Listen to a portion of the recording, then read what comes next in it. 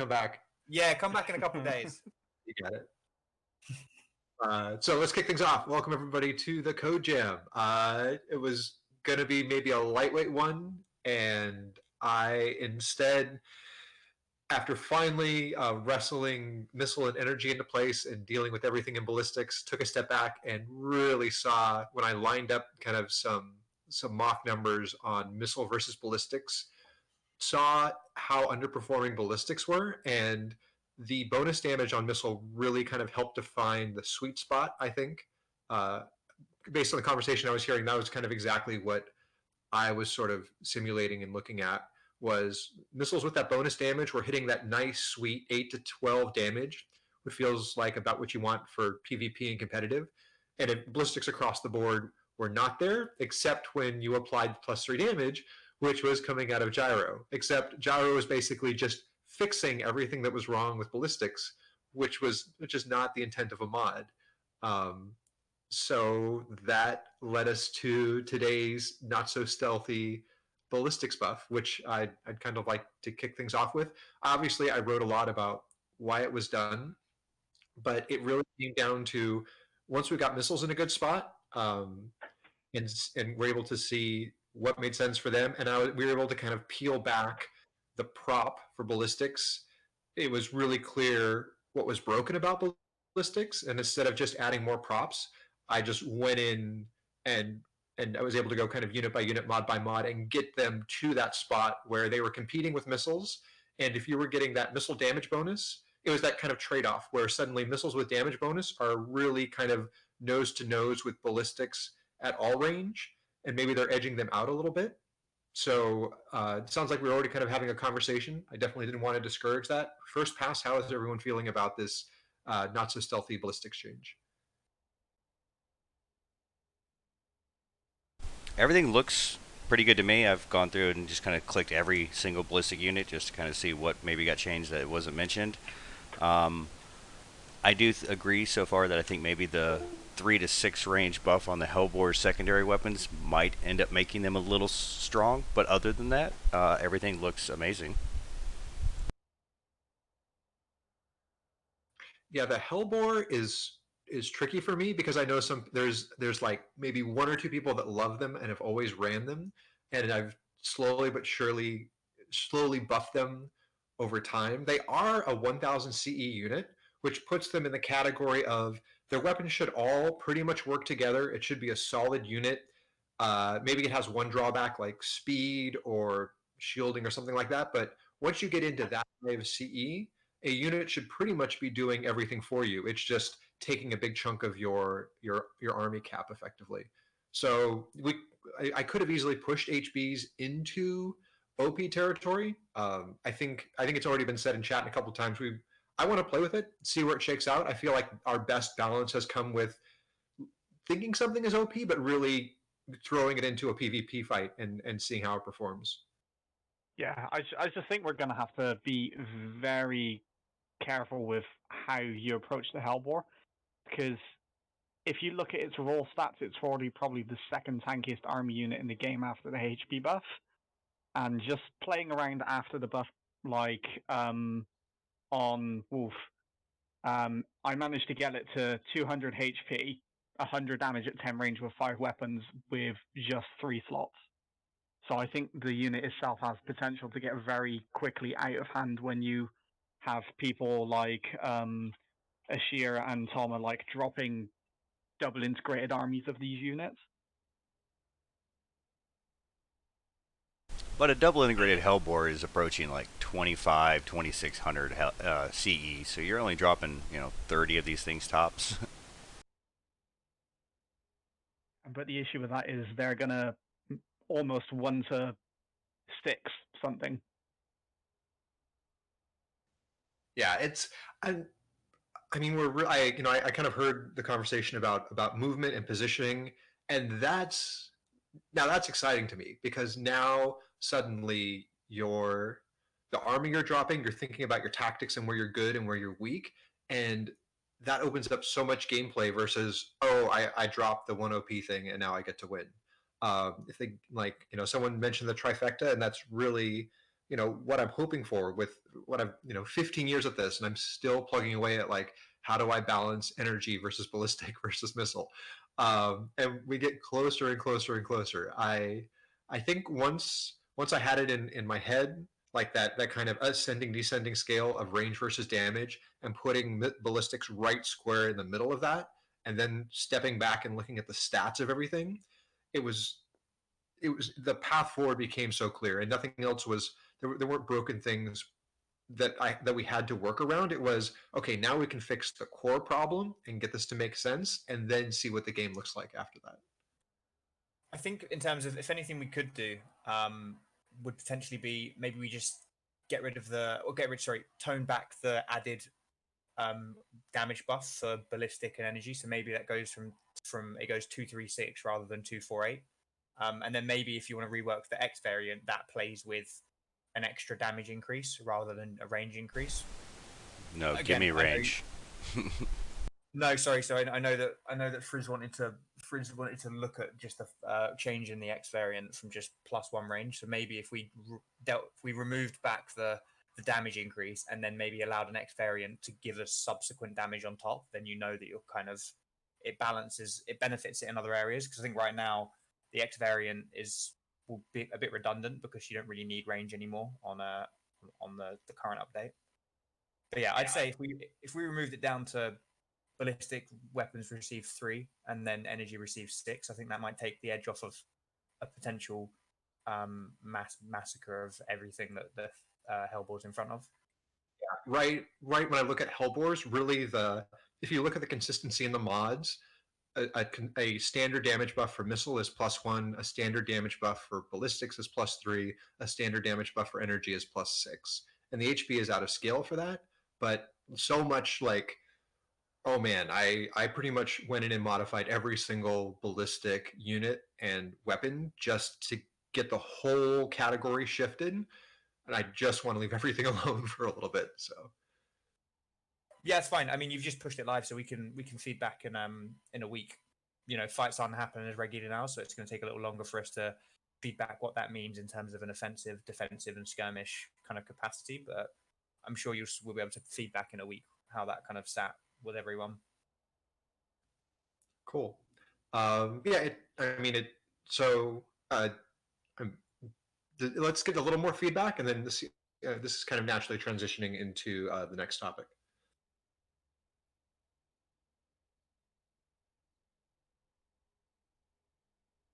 Anyone else? Any misses? Anyone's favorite unit not ballistic unit not get a little bit of love with this update?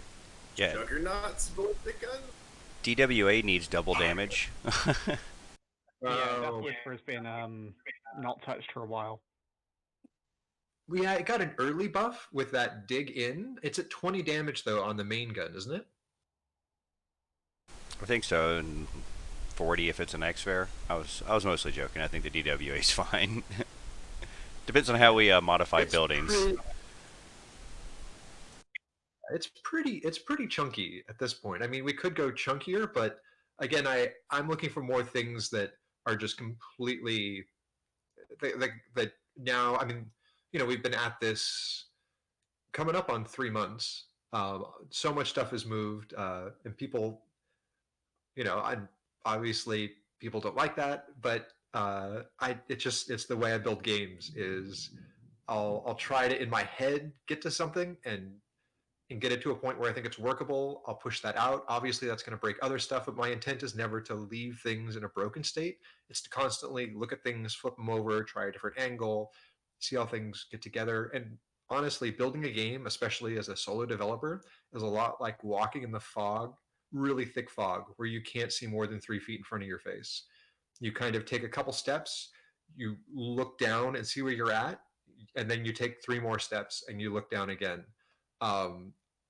From a development standpoint, I feel like it helps. It actually makes development possible, and it adds some sanity to it, because there is no way to have a QA environment or a test server or something like that. The population is too small, and I just don't have the time to manage the additional servers. So anytime I'm going to make a change, I'm going to ask for a little bit of grace, for lack of a better word. because I simply don't have any other option but to hit you guys with all these changes and try to explain the way I'm taking things, and also understand that there's only so much I can do with every update. Like, yeah, ballistics got completely broken when we started with a first pass on the weapon balancing. And honestly, looking back, we shouldn't have done ballistics first. They were probably in the worst spot, and I was kind of thinking they were in the best spot. The problem was they were in a really good spot because of two mods, and once those two mods needed to be fixed, ballistics was in a horrible spot. But at the end of this, now being able to circle back and get ballistics where we need it, well, it would have been nice to get here sooner, but as a solo developer with all those limitations and trying to like give you guys content, that's just how things shake out. I have no complaints there, and I understand there's a process to making this happen nowadays. It's not your only project. It's not the only thing you do for a life and a living. So it's I don't mind the learning curve and the kind of rapid and face roll changes. I think generally what happens is anyone that's kind of, and this is always an open door. I think anyone that's not a regular here, which doesn't mean that's a prerequisite to play the game, but anyone that's not a regular kind of gets blindsided by some changes. But there's enough people here that spread across enough factions to kind of spread the word. So anyone that kind of goes, holy shit, what just happened? Someone who's at least been directly or indirectly on the code jam or listened to it after the fact can kind of let them know the thought process, or they can kind of hear it from horse's mouth. So I think it's good. I think, as you say, we're learning more every single week, and these get more refined, sometimes a bit longer, but get more productive each week that passes. So there's no complaints here. I think the initial fun and excitement of having you here is over in the nicest way. So now we can get on with the kind of business side of it. So it's really cool. Awesome. One thing, sorry, I know you did ask about any ballistic units that could use some love. The behemoth could maybe do just with a small damage increase. All love already given. Love already given. Oh, have I cleared my cache, or have you done that while you've been here? It should have gone up with everything else. Huh. Because anything that was ballistic in intermediate and small also got a buff. I just didn't list it, but yeah, behemoths they also got some love in this one. Okay, because I the small guns that are still 3 damage, I say they could do with a bump up, but if you've already upped it on the main, then that's fine. I can't remember what it was beforehand. I thought it was always 3 and 15. I made correct. I made their range consistent. Oh, you did. Sorry. Yeah, my bad. Yeah. So some were just kind of making ranges more consistent and adding sanity that way. But yeah, pretty much I took a look at effectively every ballistic unit and mod in the game. Leos I felt like were in a good spot. Anything that like Leos, DWAs, those already got specific love. We're going to be throwing around that term a lot in this code gem in the past week, so I didn't want to like double buff them. HBs always are still a weird spot for me because at 1,000, like I said, at 1,000 CE, it's really a main army unit that is I feel is competing for a strong spot. And that's why Gats at over 1,100 are a good go-to because their weapons are consistent, they're tanky, and you're really only fighting the move speed. And similarly with battle axes as well. You have a platform that's slow, tanky, but the damage was so bad, and especially for something that's called a battle axe that is effectively like you're just shrugging off the damage on it. I was really bummed about that. So it was like the core units I listed are sort of your main army units: the battle axe, the Gatlinger, Hellbore, Sentry. But I really went in on the intermediate units and the simple units. The Tortoise even got a massive update buff in this. I left that out. But yeah, you can just start poking around in the DSpedia and see pretty much everything that was ballistic that did not previously get some love got some love with this update.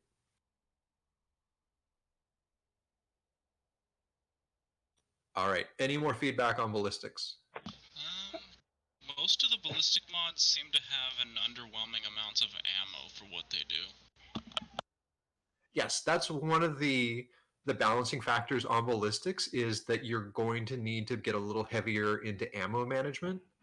And so you're either going to have to use commands or take a unit that's giving you ammo. But the intent behind that is that you can't just slap one mod on a ballistic unit and now you don't have to worry about ammo anymore. Uh, you're you're going to make it a little easier on yourself, but you're going to need to have backup plans for ammo if you're running a like a ballistic heavy army.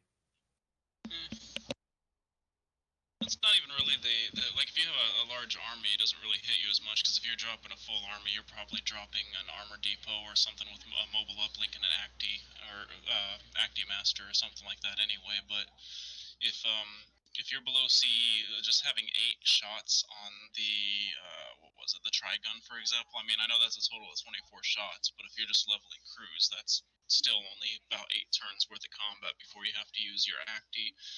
And that means you, if you're trying to take advantage of the CE bonus, you are one army shorter because you can't quite afford to bring that many ballistics mechas in and still get the experience bonus for being below 5,000 CE or what have you, depending on the planet. But that being said, you can bring missile units that do almost as much damage at longer range with way more ammo. So there's ballistics just has no real use in PvE whatsoever, is what it feels like. Okay, man, look at Rec with the lingo. I'm impressed, man. Like, a couple weeks in, and you're talking like an old pro. Well, I've been looking at the code. We'll go with that. I've noticed, and thanks for the updates. I'm really impressed with what you've been doing on the dev side. Okay, but let's get to your actual points. This is getting really deep into the mechanics and the balancing, and my intent always for ballistics was to make the ammo side of it really tricky for you. I definitely hear what you're saying about, hey, if you're just dropping a few units, then you have less options in terms of how you're giving it ammo. I'm going to lean on there are commands. I'm pretty sure with the response back, there are the commands to resupply a unit and give it more ammo if you're dropping 1 or 2. Obviously, then that plays into your drop cost and the economy of the game and everything else. But that was the intent. If you're dropping fewer units, is okay, you can use your ammo resupply to then help bump those units and help manage their ammo and keep them supplied. Actually, come to think about it, and this is I'm just spitballing here because I'm just now thinking of this, but considering that the main problem that I have with ballistics, the reason I don't use ballistics at all, since I've only really done PvE so far, is because of the lack of ammo and the impact it has on PvE. The supply drops on the newbie planets, if those would restock ballistics unit, I think that would completely solve the issue of ballistics being useless in the early game. I really like that. Would that would it resupply your entire army with +1 ammo, or like all the units in the square? I'm thinking restock the units in the sector by +1 or +2. I don't think those supplies do any kind of restocking on other planets besides newbie planets, so I don't think it's too big of a deal to do that. I love that. Okay, let's put it in the notes, and I can see about getting it in post Code Jam. All right, so give me a second. I'm going to write that up. Anybody else? Rec, is there anything else you want to bring up while I'm taking down that comment? Nothing to do with ballistics, but I did write up. It got kind of flooded away. I can go find the post and repost it again, though. But I did write up a unit filter so that you can show only units that are less than 3 merits in your hangar.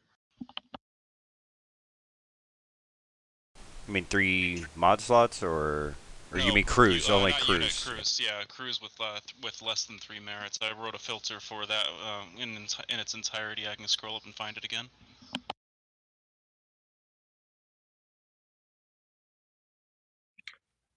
Yeah, so there was so X has also done scripts to help improve the game.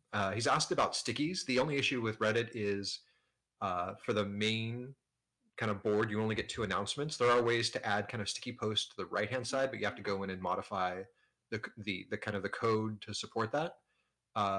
Yeah, I think we definitely need, and we're short a wiki right now too. We've actually got a couple new players coming in and a couple people coming back, and so the wiki's sort of coming to a head. I reached out to one company asking that does game wikis. They never got back to me. They probably saw a 15-year-old web game and thought, nah. But I'm continuing my quest to try to find a wiki for the game because we desperately need something to get some documentation built back up. Yeah, I reposted it in Wannabe Devs.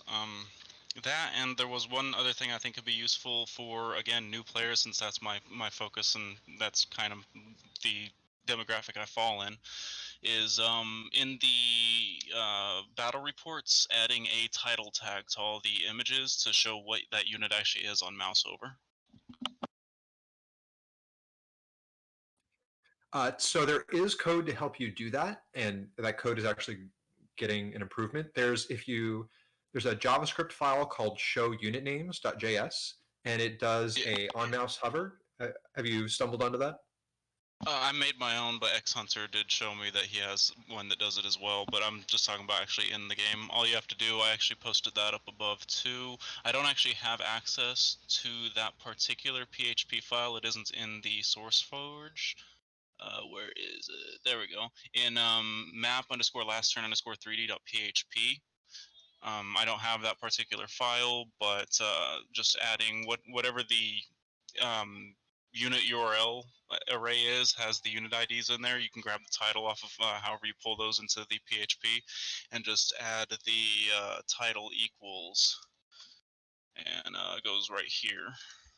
Oops. I actually have there's a hover over helper utility JavaScript that does the same thing, but instead of just using the title, it gives you kind of a cool little pop up that follows your mouse.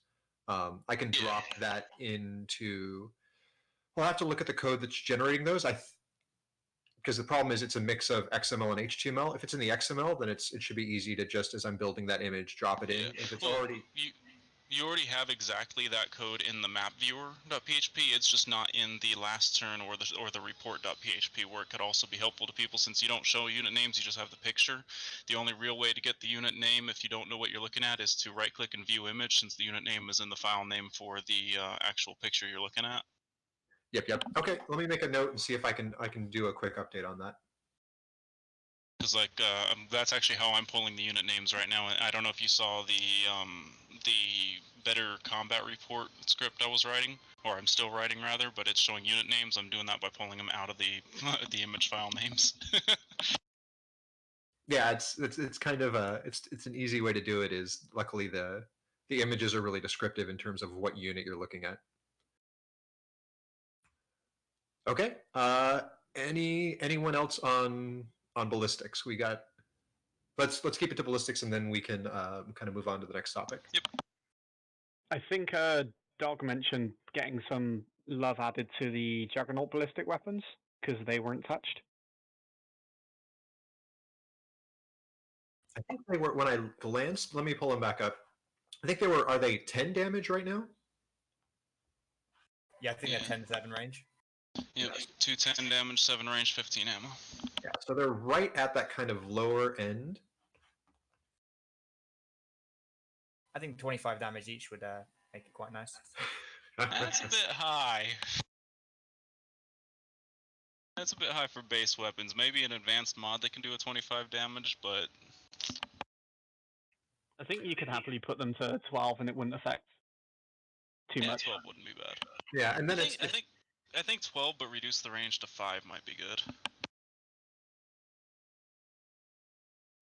Yeah. Why don't we? Let me kick them to 12, and then you've got the 12 range ballistic, 12 damage ballistic, 12 damage, energy on there, and with the ballistic range just slightly edging it out at 7 versus 6. Okay. Let me actually I can do that. Let me just make a note so I'm not diving into the code in the middle of this. 12 range sounds good as well.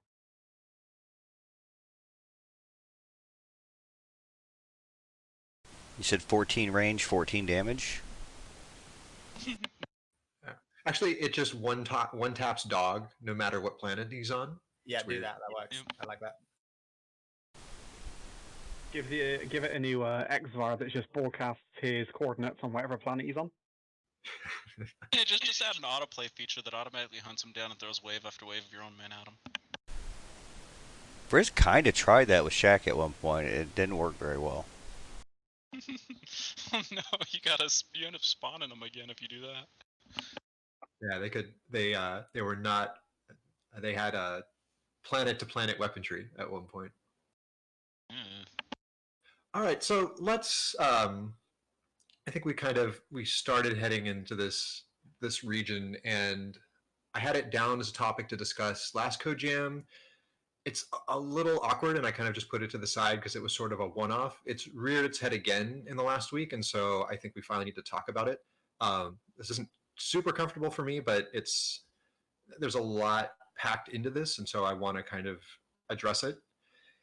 It comes to an issue of kind of how respectful we are with each other and how we express something that we feel needs to be updated or changed in the game, and also when we find bugs or issues in the game. My intent for this isn't to call anybody out, but I really want to kind of, it's we've been at this at least 10 years, some of us 15 years or more, and in my thinking back about this, especially over the last 3 months, one of the reasons that I burned out so heavily 7 years ago and had to take a break was I just couldn't handle the mentality and the behavior of people that felt like they were entitled to something because they played a game, and they felt that any of their behavior was justified simply because they were a player in a game, and if they couldn't get what they wanted, they would rather have the entire game burned to the ground.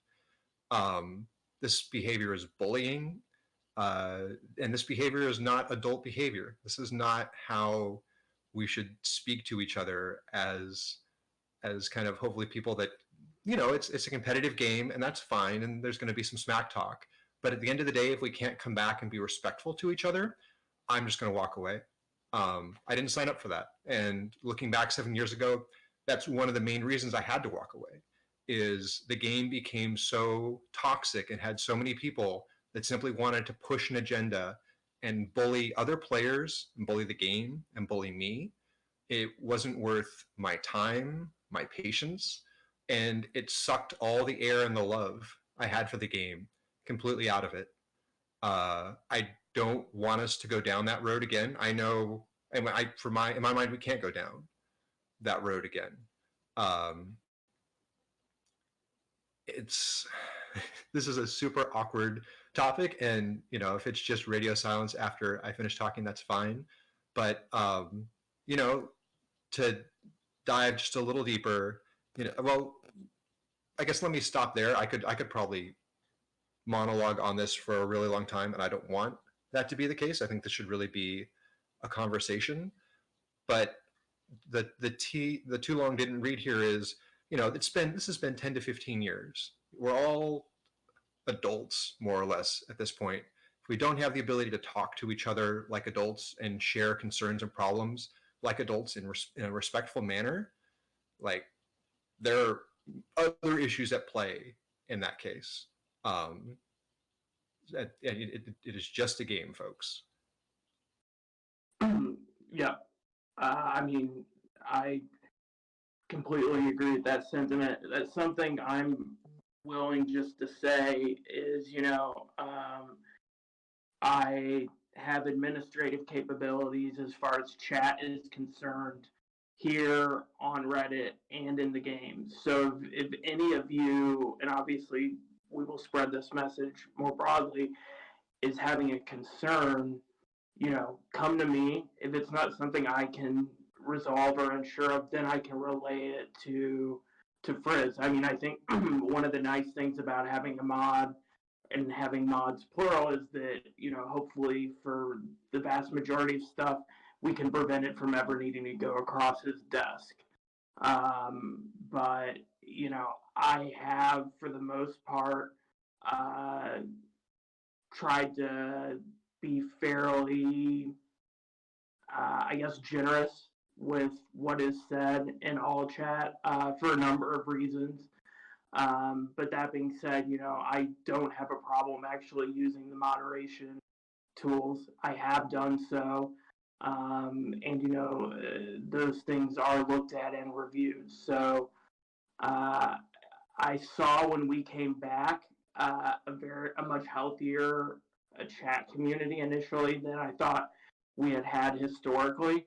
There has definitely been some devolution in certain portions of that in the last, couple weeks, I think it would benefit us to try to get back to where we are when things first kicked off. And I understand that it was kind of a confluence of very strange circumstances between, Frizz coming back, a lot of people being home because of COVID, etc., that might not be able to be replicable.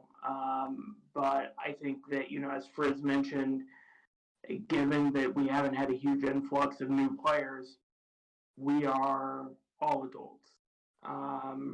And, we all should know how to act and how to act appropriately. And I think that pretty much everyone who is active in the game, I have seen express the appropriate level of maturity at one point in time or another. So I know everyone's capable of it. So I think that, it's very rare that you have a game where you're given, 90 minutes to 2 hours every week to, sit down with the developer and discuss things with. And I think that, if we could all try to concentrate on the positive side of that and, how incredible that gift is rather than focusing on when things don't go our way there, I think that we would end up with a much healthier, net personality or attitude as a community. And I mean, I can certainly say that I know that I am not always the best behaved when it comes to this very topic. So, I will do what I can to continue to set a good standard. And hopefully by doing so, there will be some rub off from that. Anyway, I don't want to monologue any longer than that, other than, just to wrap it up by saying, I'm here to help. And if it's something that doesn't necessarily need for specifically to be involved, please come to me and let's do what we can to keep the community positive and active.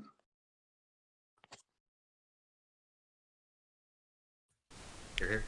I agree. I think where we were probably starting about 10 years ago or so is we kind of all dived headfirst into just being completely toxic trolls to each other. Uh, I think a lot of us have gotten better. I know me and Slayer's dialogue back and forth kind of reverts to that sometimes, and I think most of it's just like jesting and ribbing with each other a little bit, but it definitely gets. It's definitely not where we need to be and not where we need to go back to.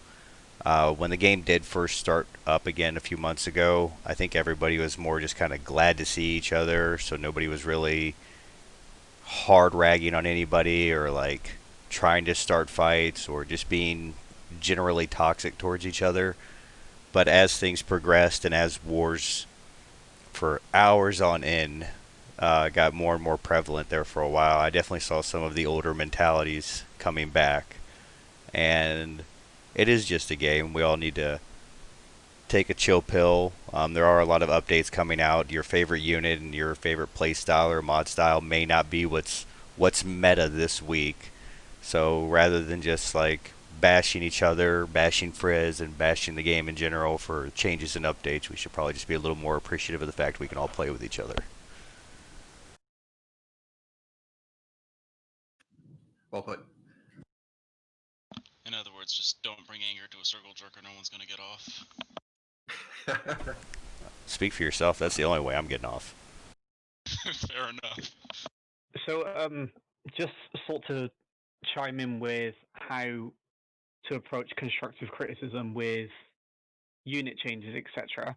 What is the most preferred way for you to receive suggestions for it? I think I think that's definitely a topic. Unit changes are pretty easy slash hard. I love to change things so much that if you get me at the right time and you're like, hey, how about +1 speed on this or +1 range on that? I'll probably do it. I've done it. I did it to the Leo. I did it to the Claymore, and then I realized it was a bad idea and I backed it out. And I'm trying to stop doing that. Yeah. Oh yeah. Let's do +4 speed harbs. I'm in a weird mood right now. I'm trying to get better about that and be a little more professional with the unit updates.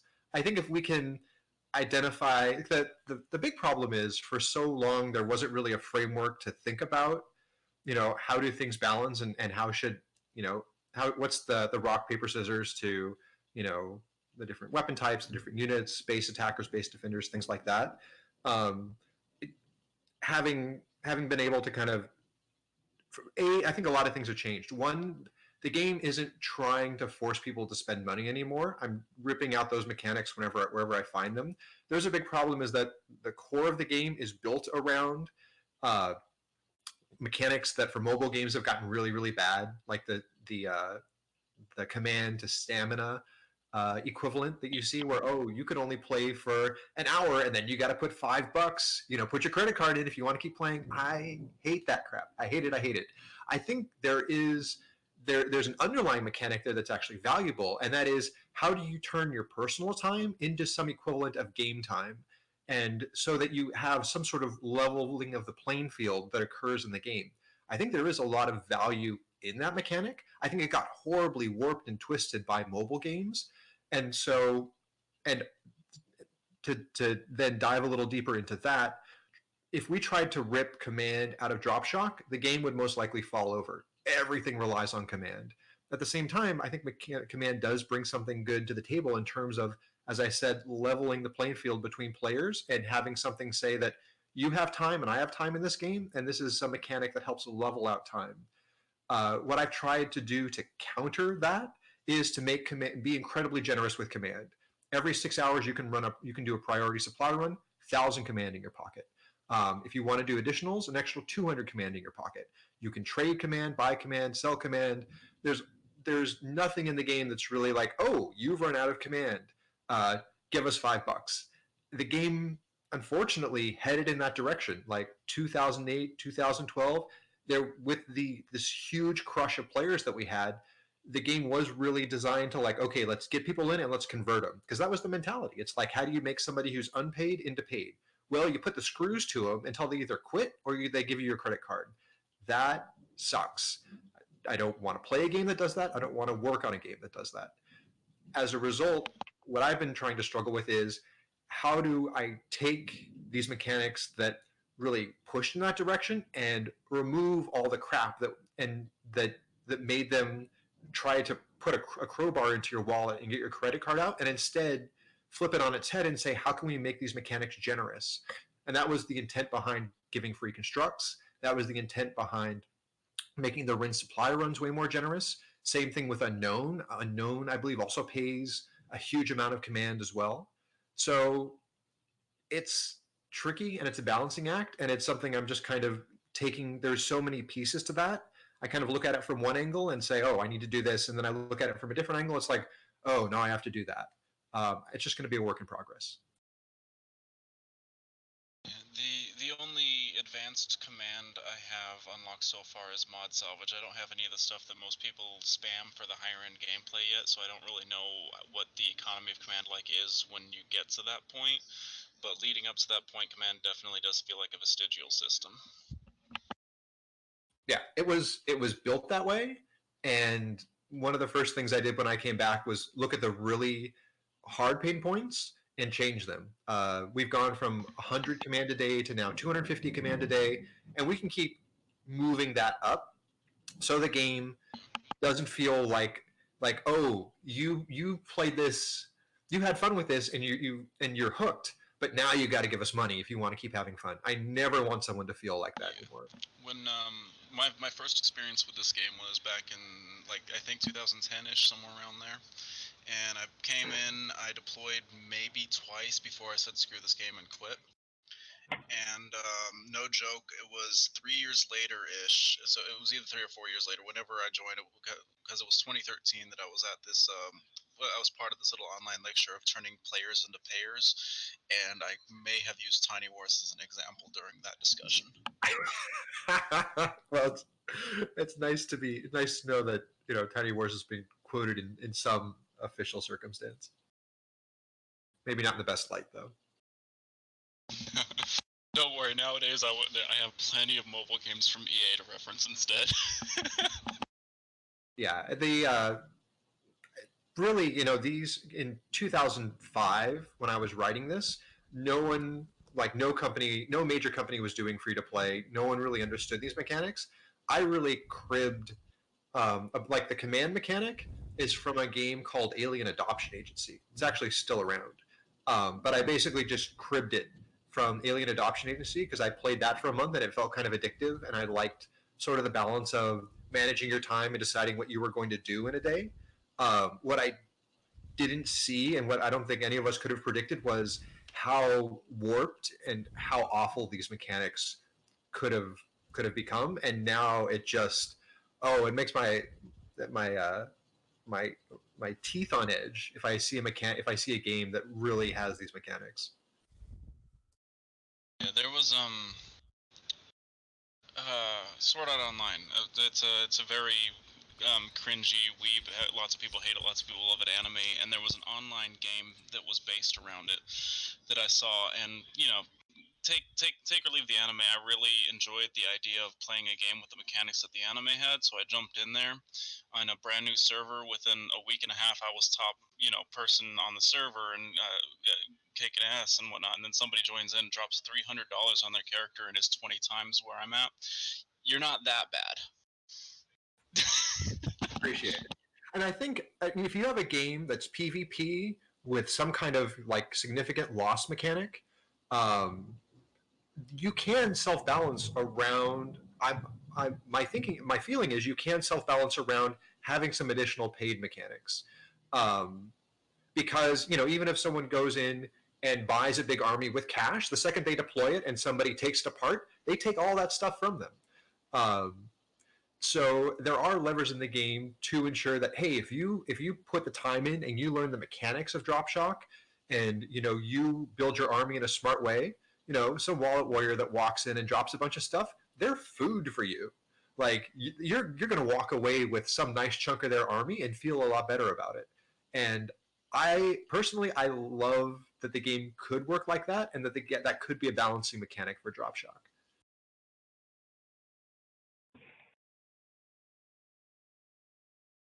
Talking about sort of how generous the game has got with command recently, have you ever thought about making commands on units free? Like if you issue a command, there's no cost to it for command points. Yeah. Yeah, Because I was playing with Doug on Rin for probably a couple of hours back and forth, and I probably ended up spending about 900 commands just PvPing him. Yeah, I think we actually brought it up a few code jams ago to make only offensive commands actually have a cost, and then all commands that you would issue on yourself to be free. Ooh, I actually kind of like that. What's the feeling of everyone else about that? I like the idea of maybe having either these type of benefits that we offer. I think that could be a really good way for us to sink more level points in, because people are just buying clones at the moment. That seems to be the only thing once you're over 250. So maybe this could be along with all repair cost on units, and I don't want to shift the conversation away from what we're talking about, but those two mechanics, you could maybe get a 10% reduction for X amount of level points, or offer it to a certain tree like Army of One, because I definitely feel like they should get a benefit from that. It helps specialization a bit more, and also it helps you sink your level points into something. But yeah, I know that's a wider conversation, but I +1 ability to reduce repair costs. You're gonna just completely sidetrack the conversation with that, huh? Sorry, I'm sorry. Yep. Okay, let's stick with free commands, free defensive commands for a second. Yeah, I like that. And I think that if I remember correctly, the consensus the last time we discussed it was very favorable. Okay, you know what? I'm gonna put it on the notes, and if it's an easy lift, I think we can go with it. Does anyone see a downside? No, everybody on the CodeJam text chat seems to be pro as well. strong feelings one or the other. I don't have enough experience with that to put my 2 cents in. And yeah, Rec, I think that's going to be a big plus for you because you were talking about ballistic ammo. So now there's a command that allows you to provide ballistic ammo to a unit, and you can effectively just continue to micromanage that unit and give it ballistic ammo as you're leveling up a couple groups. Honestly, a resupply command does seem like it should have some kind of cost, and that doesn't necessarily have to be command, but the bullets got to come from somewhere, so maybe throw in like a 10 ore cost to that instead. That unfortunately is going to take some code because everything is hardwired for command. Let me take a look. I Maybe understand like the thematic desire, but like I know I would be pretty ticked off if I deployed and all of a sudden it's like, oh, you don't have ore because some of us don't carry ore around all the time, or like it would require a big change to the way people approach deployments. Because right now you've already got to concentrate on managing, one thing. But I understand what you're saying. Like from the standpoint of the theme of the game, it makes sense. I think asking people to have to manage two supplies while they deploy is kind of just another pain. I'd rather do one or the other.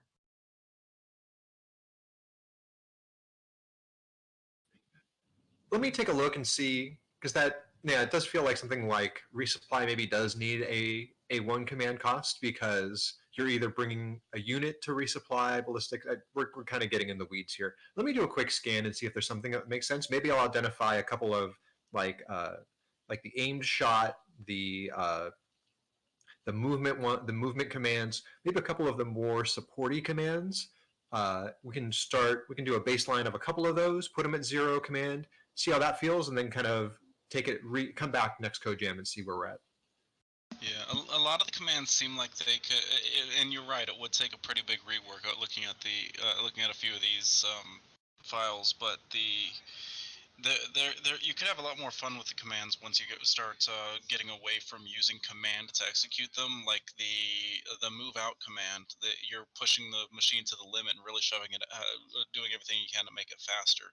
You can have make that free, but then give it like a 2% chance of causing damage. Where that once the command is over, you now have reduced max speed by 2 until you repair it, and the amount that it costs to repair the thing is, I don't know, random, but you could have a lot of fun with it once you get it or decoupled from command. Yeah, that's a really good point. Okay, I'll make a note to just take a quick scan through the commands, and I'll make an attempt to identify a handful for this first pass to draw. And let's just to be clear. So the name of them is orders, and you pay command for them. That way, you're not commanding a command for command. Gotta commandeer that term. Just to slightly derail as well, can we have false orders back for Army of One? What did that get turned into? It got turned into mass confusion. You used to be able to have both. Is that another? Let me pull it up really quick. So is this just a request for more micro on Army of One? I think just the false order being given back somehow so that you can actually -4 movement speed a target as opposed to just the -2. Catch someone. Yeah. Because right now they can +5 movement themselves if they're TFC, and you can only -2 them. Or +4 if they're AO1 or Supreme General, and you can still only -2 them. So the only thing I'm struggling with there is whenever we've wandered too heavily into being able to impact another player's move speed negatively, it really leaves a bad taste in your mouth. If you lose a battle, not because you were outpositioned or whatever, but because somebody issued a huge minus move speed to your unit, and because of the way the game runs the turn, the unit ended up nowhere where you thought it was going to be, and then just got completely crushed because it was out of position. And that's actually why I kind of tuned that away and tuned it down, because in my mind that's a really unfun experience is when you're fighting and somebody just like completely kills the movement on one of your units and then just annihilates it because they knew where it was going to be and it didn't go where you thought it was going to go. Why not make it so false orders applies the turn after then, so then people can actually see in their combat log if it's been issued, and they can actually be aware of it happening. I see what you're saying. The problem is these it's 45 seconds to 60, and if you're managing any kind of army, you're not going to have time to. If you're lucky, if you're going to see it in the combat log, I think if the UI was better, and that's actually something I want to get to today, and especially with acties and everything else, I think once we can pull. So let's do this. Why don't we?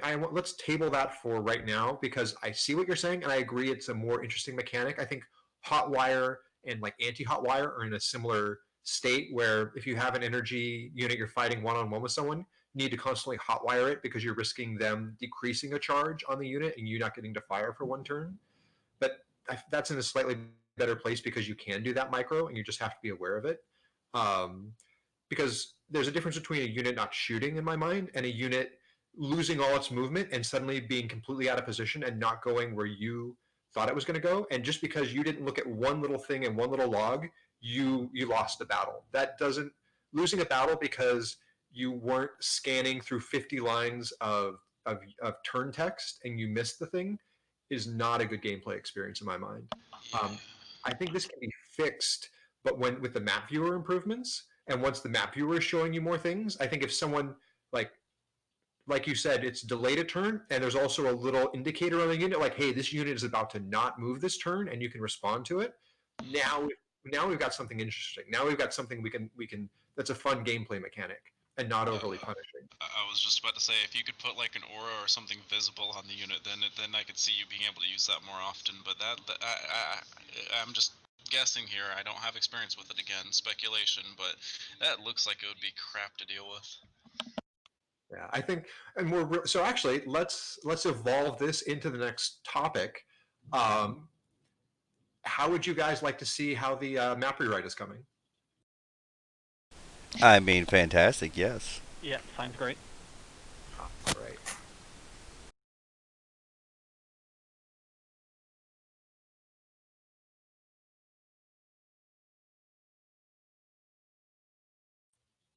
All right. Can everyone see my screen? Yes, sir. Okay. Last time we looked at this, so I'll just do a couple things, and I think I already showed. So I'll kind of run through just the general housekeeping. So we have a status color based on amount of health left in yes. shield, armor. PK will be happy. By popular demand, that has been thrown in.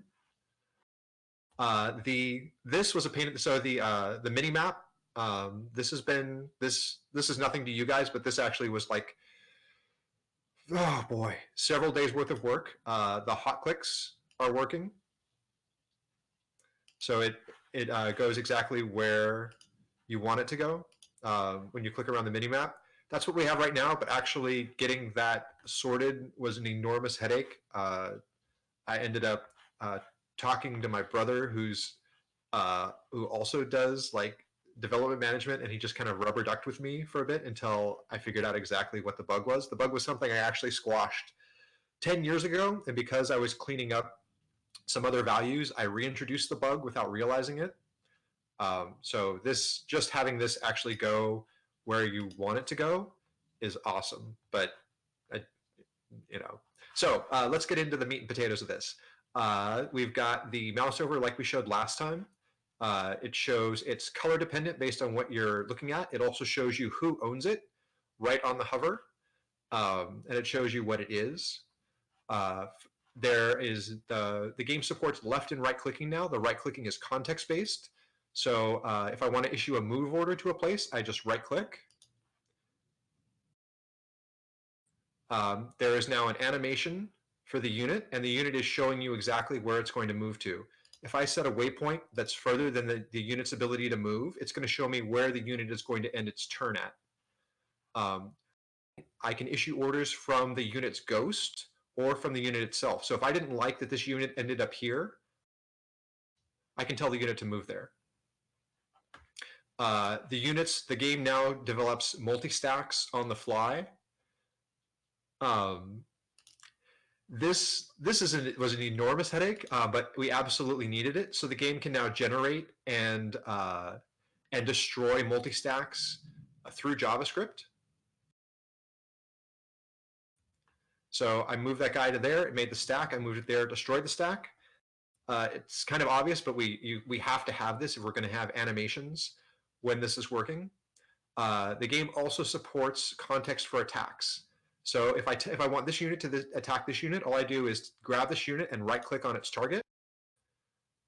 And it even tells me this unit is now attacking this unit, and it's showing the position that it's attacking from. So what this is showing me is next turn, this unit is going to move here, and before it moves, it's going to fire on this unit here.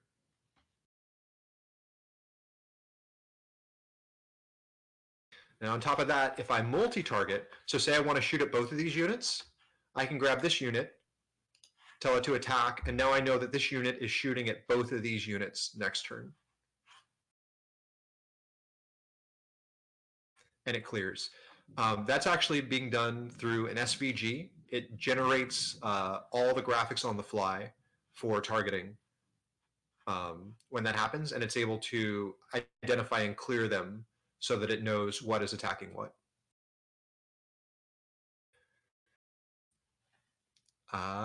Let me think. There's a ton of stuff happening under the hood. This is probably, let me just show you guys.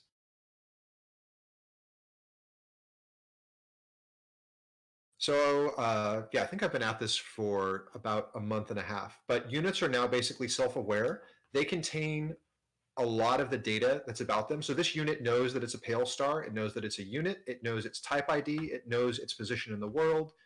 It knows who owns it. It knows what faction it belongs to. And I can leverage all of this now and to clean up the code. From a scripting perspective, that is extremely useful. Yep. Right now, the game currently uses a terrible kind of array index system that had to go. That was a big part of the rewrite, was gutting all of that. The game also pulls back now. Let me view the source on this.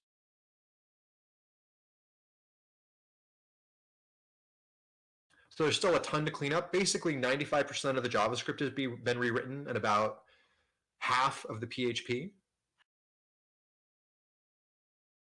But if we go down to the bottom here, the old associative array, the old indexed arrays are now associative arrays. So there's faction data. It's organized by faction. And these are all the factions you can see.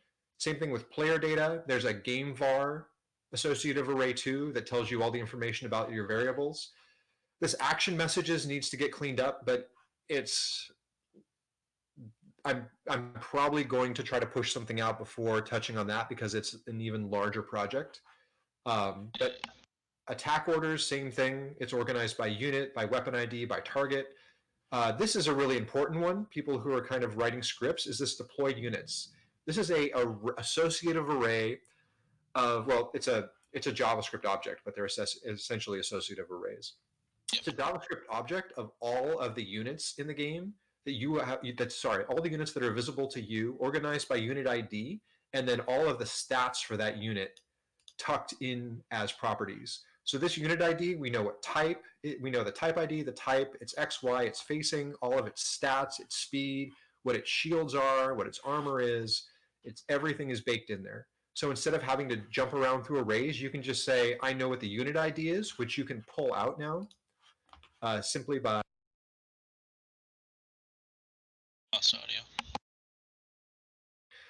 looking at the unit. When you click on a unit, you know the unit ID, and then you can jump into the JavaScript object, and you have surfaced now all of the data about that unit. Quick question. I'm a little bit low quality on the stream because of reasons. Does that have their location in the associative array? Yes, it has their in-game unit XY. There's also an entire, I think I can pull it up. Okay, first thing I'm gonna do once this releases is probably add a button that lets me target everything within range of the unit I clicked on.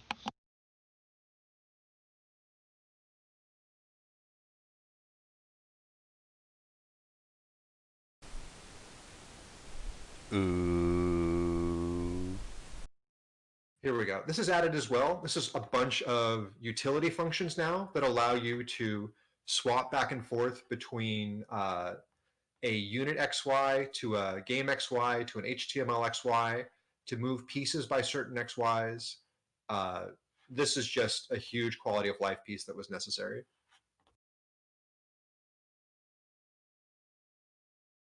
I think my feed froze. I gotta drop out real quick. And now I can see again. And that is where we are at. Any questions? You said being implemented today? Yeah, when? So here's the thing. I was hoping to maybe spin up like a beta folder and drop this in there. The problem is there's hardwired URLs that I don't think are going to work. It's probably going to be a couple hours effort for me to try to do something like that and get all the dependencies up there. And the problem is it might not work properly because of all the dependencies in the URLs and redirecting everything. And then there's also 2 copies of the game floating around, which is another problem. So the alternative to that is this just goes in and replaces what's in the game right now. There are a couple things that are not working. I don't think task forces are working right now. There's probably other stuff that's not working as well. Commands are, I've tested things as best I could, but the number of things that I can test versus the number of variations that are in the game right now basically mean that I'm missing things. If I push this out, it is definitely going to be broken. But what I'm envisioning, what I'm thinking what might have to happen is I get this to a semi-workable state and I push it out like on a Sunday morning, and then I spend 4 hours just doing bug fixes through chat and Discord to get everything in the place that it needs to be. But like the SVGs are working, the movement animations are working, these units still shoot like they're supposed to. Let me refresh. So this guy, oh, did he fire? I guess he didn't. Oh, I cleared his attacks. He'll fire. If I run the turn, he's going to fire next turn. So that is where we are at with that. I guess the question for the group is, what's the feeling about getting this out? I can definitely push this out sooner, but there's going to need to be an understanding that things are going to break. Things are definitely going to break. I think this brings a lot of cool stuff to the table. The animations are awesome, but just know that like if you had a big fight planned for the day this goes out, I wouldn't recommend it because stuff's really going to be broken. When it reloads, does it reload the current URL as it grabs from the address bar, or does it reload specifically /mapindex.html? I believe it's reloading the whole map index. Could you upload this under /beta/mapindex.html and have them both running simultaneously then? The problem is there are a ton of dependency files that also changed. The map JavaScript, the map processor, the turns were also converted over to JSON. It's not sending over a custom array anymore. It's sending over a JSON object to the turn processor, and the old turn processor would barf. It doesn't know what that is. Yeah, I gotcha. So there was so many quality of life and just necessary code sanity changes that had to happen. It really, I mean, I'm not kidding. I've been at this almost 2 months. Well, I think it's worth some stuff breaking for us to get this out and get it working. I would say we kind of maybe wait until, if it's possible, next weekend, if that's the earliest you would be able to do it. Or, I mean, if you could do it sooner, we still postpone till next weekend so that we can kind of let everybody know and get everybody prepared for, hey, starting the 11th or the 12th, there's going to be a day or two of just chaos as far as being deployed. So, you know, maybe everybody prepare for that. Maybe not have entire bases or random things going on that you are going to just risk losing things over. Set to specific planets, so maybe it's only on training planets? No, we just base roll everything at once. Yeah. It's worth a lot of stuff breaking, honestly. Honestly, it's worth the whole thing breaking for a few weeks to just convert everything over to JSON, in my personal opinion. Yeah, this is stuff that makes people quit. Is like it's foreseeable. There's something in here that makes the game completely unplayable, and then it's a question of like giving me a couple hours to fix it. Everything is version controlled now, so I have this in a completely separate branch, and I'm going to be able to merge it in, and also do a rollback if things are just absolutely horrendous. But at the same time, like, yeah, stuff's going to break. That's That's a huge benefit to having either a solo dev or a small dev team, is you can actually roll things back. Trying to get a rollback approved with a large company is impossible. Yeah. So yeah, if this has a horrible Achilles heel, it can all come back out. I'm going to have to obviously go file by file and pull it all back out, but we can get this back to the old state if we just find it's completely broken. I like the idea of giving everybody a warning. So how about for next week, Saturday, like 10, 11 a.m. or so, this gets uploaded. And then I'm just online doing bug fixes for the next 4 hours, and we roll right into the code jam and just talk about, what's working and what's not. Does that seem like a good plan for everybody? I think it's perfect. Yes, sounds like a good plan. I think we should just make sure that you've also posted a patch notes onto the front page as well. So it'll be people who are playing the game that aren't in the code jam that are aware of changes as well.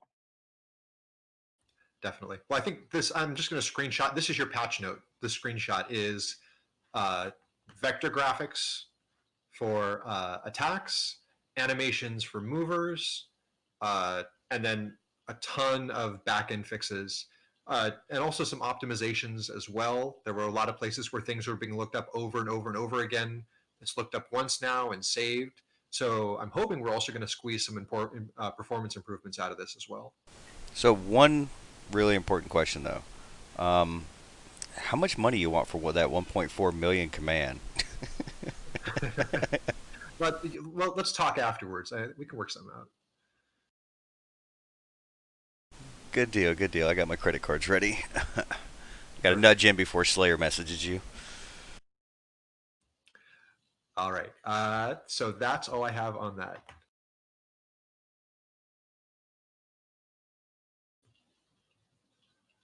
Okay.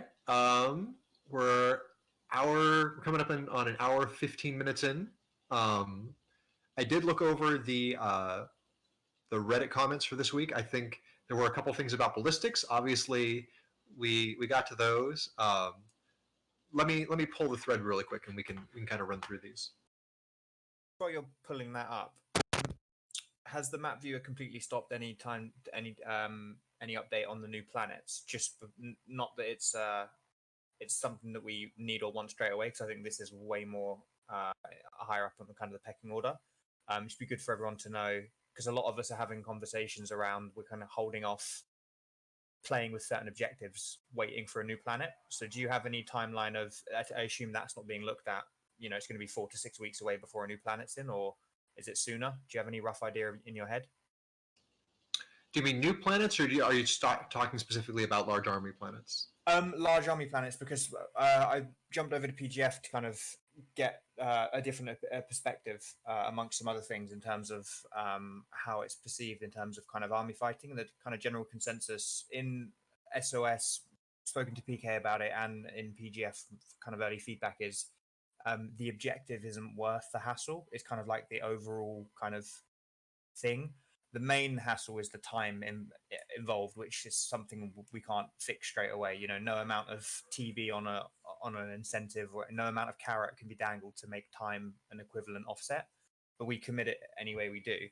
But yeah, due to it being a little bit further away, would you be open-minded to potential changes to Mort and Dom? Just maybe like payout changes, nothing big, because at the moment, the rewards for PvE, you can get the same amount of EXP, if not more, grinding Shack and Bandits. There's no real incentive to kind of take a big risk. What I'm trying to say is the reward isn't high enough if I drop and I want to fight 5 people.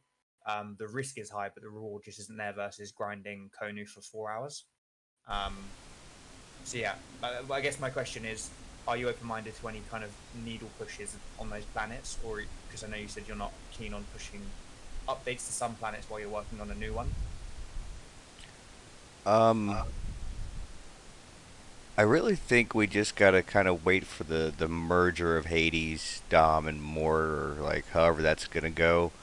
I think the overall consolidating where we have mass PvP and the inclusion of PvP times fixes all of the issues we have with army PvP, the reward system, and all of that right now. I Because agree. we can't fight for 8 to 12 hours as we've done in past weeks. It's just daunting to do. By the halfway through, we're all just angry and mad at each other for being there still. Everybody's cussing in Discord. Like, it's just a nightmare. I think army PvP having auto salvage on it would be nice. Like once the whole war is done, just whatever can be salvaged is attempted to be salvaged automatically. It might help a lot too, because that removes a good portion of the risk versus the reward. But like the winner auto salvages everything and gets left to them and what they want to do with it, whatever. You get a lot more reward out of it with a lot less, cleanup at the end. Now, that's actually not a terrible idea. I wouldn't mind seeing, to like Mort's PvP hours at the end of it, everything that is dead on planet is automatically salvaged to whoever the killer was. And then it's kind of not necessarily to the killer. I don't mean to cut you off, but like if you're gonna have these timed based PvP events that are literally wars, have a mechanic in there that actually determines who the winner of the war is, and I'm pretty sure you already have that. And then the winner, it just auto salvages all the destroyed units on the planet towards to the winner's faction, the winning faction storage at all base percent chances.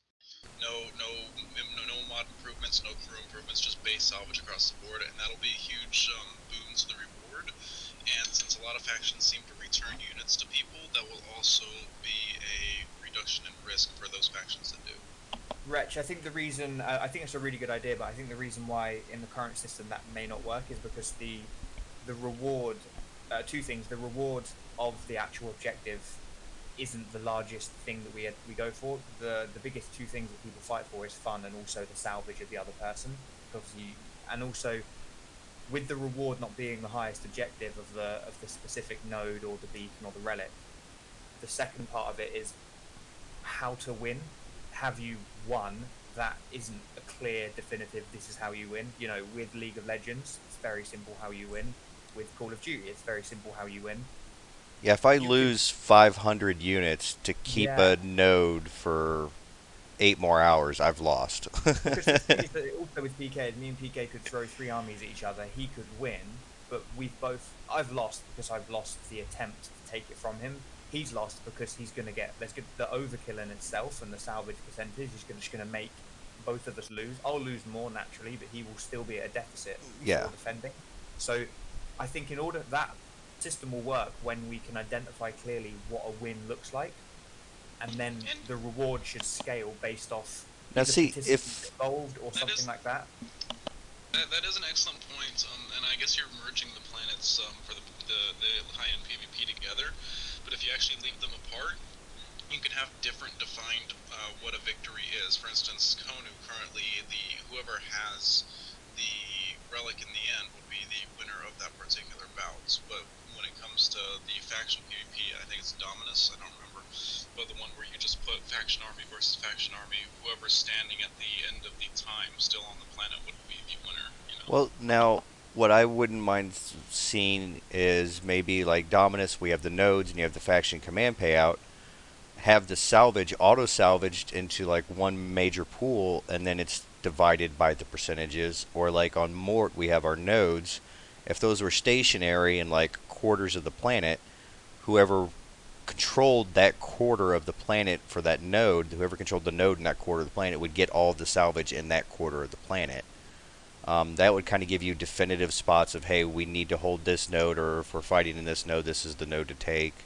And then you get rid of the mass armies of salvagers at the end of PvP also, which kind of takes care of that issue that people have had.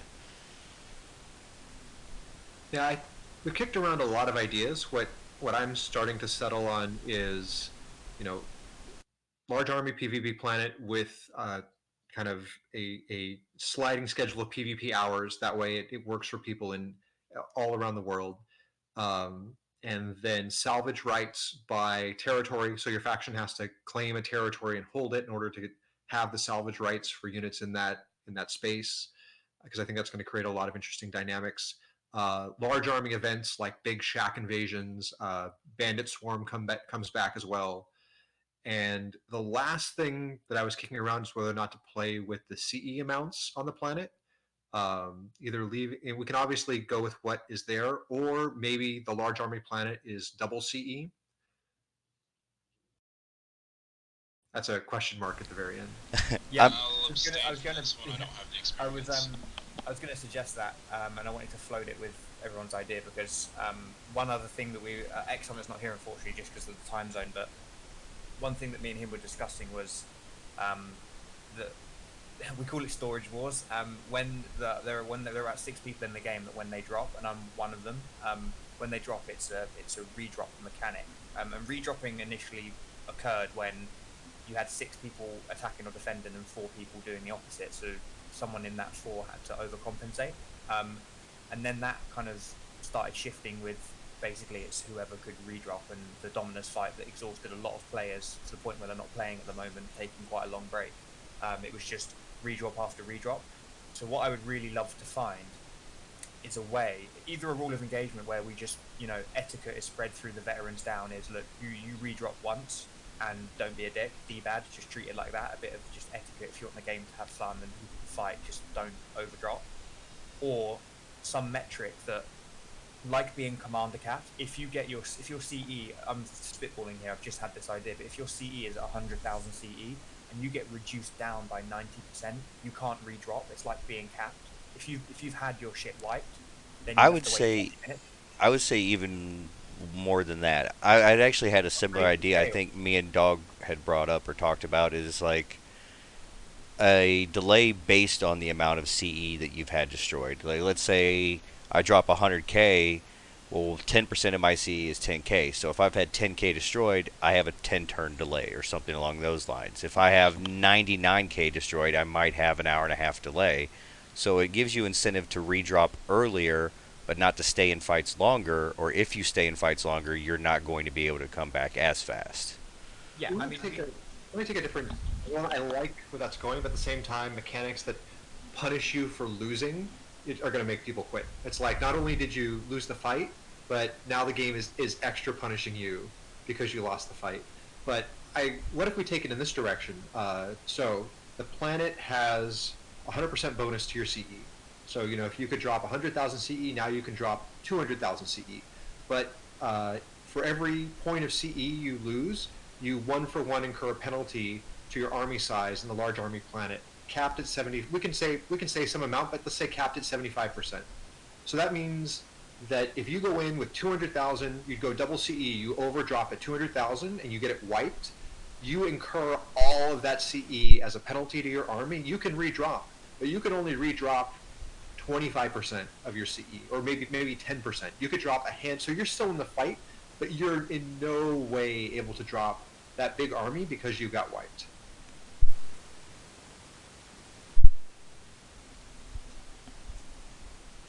Go ahead.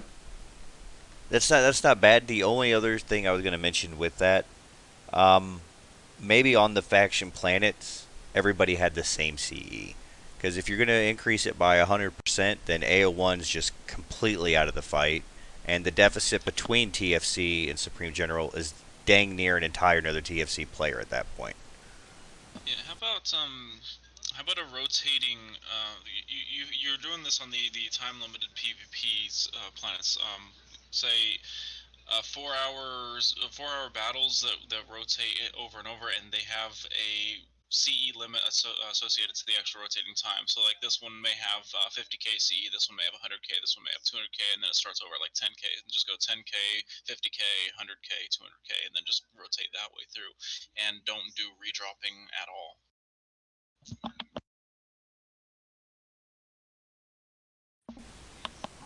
we've talked about the only issue I have with like layering in kind of these CE limits in planets is we this is pretty much this is come back every code jam like, hey, let's do CE limits, and we totally went down this road like 2008 to 2012 is there were 20 something different planets, and pretty much everyone had some form of CE limit or CE modification, and I just didn't, the fact that we kept kind of spinning these things up to me means that it's not quite getting at the issue we need to fix, because it never felt quite right. It was always just one more thing that we had to bike shed on about, oh, let's kick this CE up 1,000 or down 1,000 or this or that.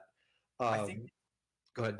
Sorry, yeah, I not to repeat what I just said earlier on, but I truly believe that the fix comes not from the imbalance, comes from the objective not being identified well enough. So I absolutely adore the idea where it's territory based. So we take the 1% that everyone loves from Dominus and we achieve it where it's, you know, king of the hill for each quadrant. And then if you want to secure that, if there's been a, you know, if me and PK are fighting and he's pushed me out of the base, but the base, you know, he's pushing me 60 squares away, but there's a majority of salvage there, I can choose to then hunker down and start pushing that as my own objective, whereas he's got a base to redrop, and then the dynamic changes rather than just a single objective. I think because objectives aren't identified enough, it causes a disparity in, oh, well, if I drop as an AO1 to a node that's not worth much and Slayer comes at me, should I really bother? Do you know what I mean? It's there's, you don't want that. You don't want this. Everyone's had their stomach drop when they're attacking or defending, and you want to kind of minimize that. So maybe if we just identify what it means to win more, I think it might fix a lot of things again. I definitely agree with that, but then there's the like was said earlier, the real only reason that people do the full armies wars style PvP is for the fun of it, but I don't know if anybody does like full scale battles when you're not even using a node as a place to give yourself an artificial objective. If you just go in and fight each other for the sake of fighting each other. But if you were to set up a faction war like that with rewards, then you could have like a 10 or 15 or 20 minutes build up before the deployments, where whichever factions are going to be going against each other set and agree on limits ahead of time, and just have the limit based on those two, the 2 or 4 or whatever amount of factions are participating. That way, if newbie lower end factions decide to start trying to use it, they can have their own separate CE limit, and if you guys are going in and doing yours at a different time, their current status in the game doesn't have a detriment on the effect of the fun that you have playing the game, and vice versa. I quite like that. I mean, it's something I know that a lot of people don't like Rin. I love it because of I think the ally cap is we're never going to hit that anymore. But before, having a maximum of 6 to 8 people per kind of alliance or faction down was really interesting. But that's quite a good point. I mean, I definitely think something like that in that direction would help, because for right now, I mean, even if, as you say, something like, you know, on Mortem there is a pool of 300,000 CE or 6 people, or so you can kind of, okay, so am I going to have 5 AO1ers in that, or am I going to have 2 SGers? And you can kind of strategize this set limit of here's the.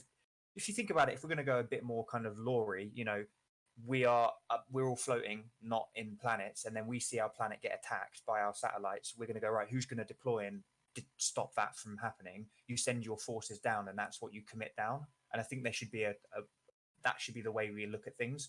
Whoever is down there's a pool that you all kind of eat into. Yeah. Frizz, where do you sit with that? I know we've said a couple of ideas there. Maybe there might be a gem in the rough there. I like the overall CE limit. I think we've kind of touched on it before. Kirby mentioned in chat here 500k.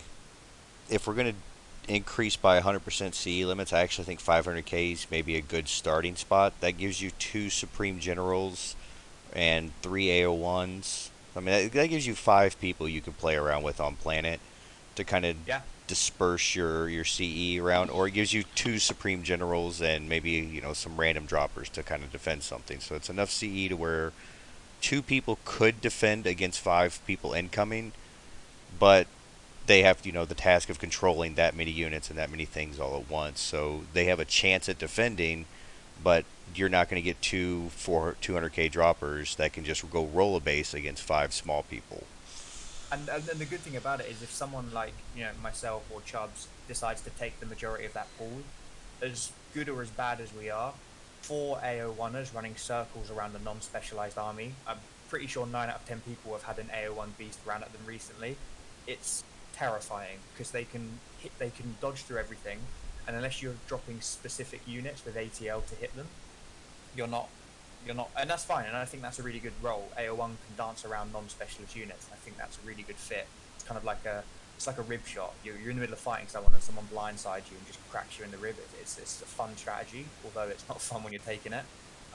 So if you do have that, I think that works really well, because then you can pick 6 people with smaller forces, or one kind of giant walking in who can target less but will have more of a residual impact on the longer term kind of aspect of the fight.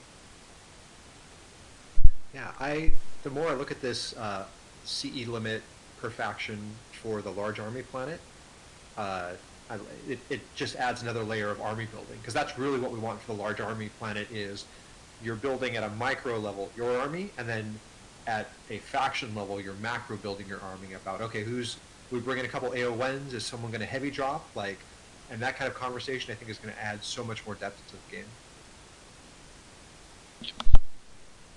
I'm pumped for it. I'm excited. Like, this is the reason Code Jams exists. This sort of like, we just bash our heads together and find something. I think it's sick. Yeah, God, if only I could bash your head. Well, who knows? You might have 500k to try and do it. So. We just had a discussion about you, not. So this is really also part of why I've been slow rolling on the large army planet. Is I really so want to get a big part of it right out of the gate, and this is something we really struggled with for so long. Like, we've limited the number of players that can drop to faction planets, and that I don't feel like that worked very well. We've tried individual player CE limits, and that also has dropped. But especially now that armies are built around CEs, to have the planet also have a per faction CE cap, I feel like this is feeling good. I'm definitely excited to see where this goes. I think this might be a problem that may not exist. However, a dog did bring up potentially alliances, but I think this will fix itself, because currently at the moment an alliance is made when one side is too big, so I think it might self-correct. But I just wanted to vocally say that there might be a problem with alliances allowing larger drops, but I think it'll fix itself. But I just wanted to say it out loud so Dog knows that we've spoken about it, if that makes sense. PK, do you have any thoughts on that, or do you think it's not an issue for now? The only suggestion or idea I was going to have in that is that maybe we find a way that, I don't know, it doesn't sound good. It does and it doesn't, to where even alliances are included in that pool.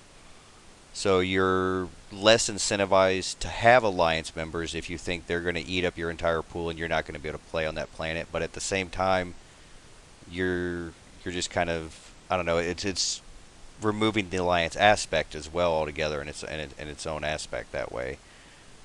Because if you just simply make people not alliances or not allied on faction war planets, they're still going to work together. Like when you guys were in SOS and you had Bartertown with Centerbot, Dog and them still worked with y'all on planet, and other players are still going to do that. Whether you're red or green, you can still work with each other to attack the same target. So that doesn't really make it work or not work one way or the other if you just nullified alliances. So if, like, on alliance planets there was maybe a larger CE, but everybody's pool was added together. I think if apologies for making the comparison, but if you think of it like a guild event kind of thing with certain MMOs, a faction war is a scheduled thing. Like, you're getting people together with your faction, with your allies, and you're going against this other one. You're putting a lot of planning and scheduling into this anyway. So if you were to roll the alliance and the faction CE limit together into one value that you're both eating away at, that's fine, and you can have the agreed war be scheduled by the factions as opposed to being set by the planets.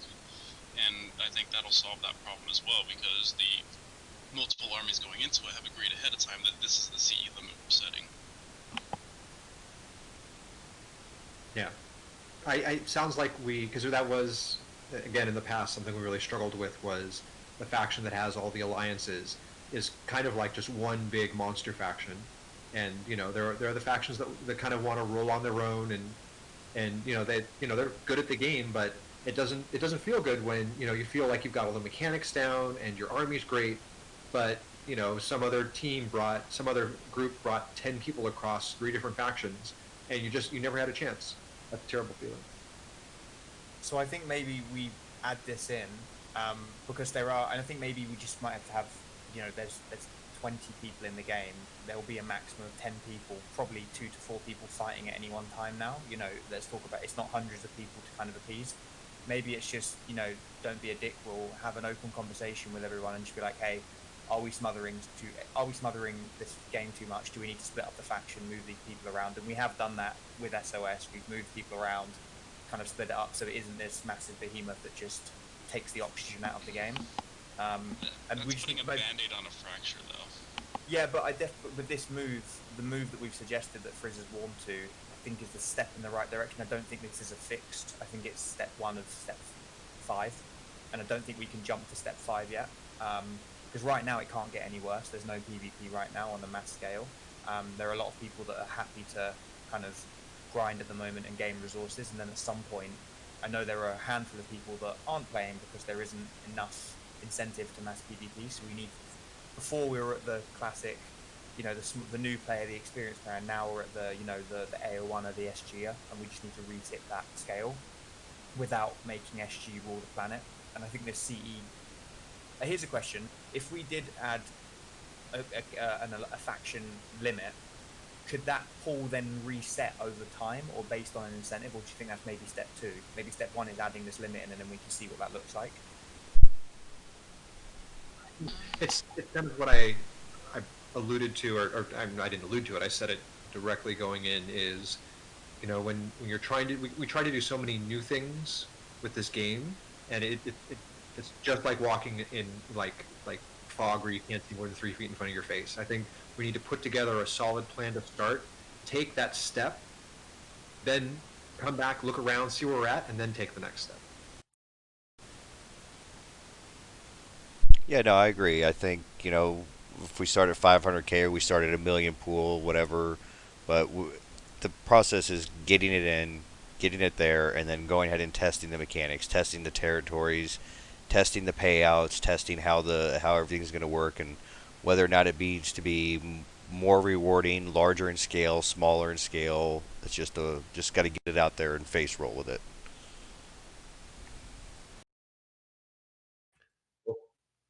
All right.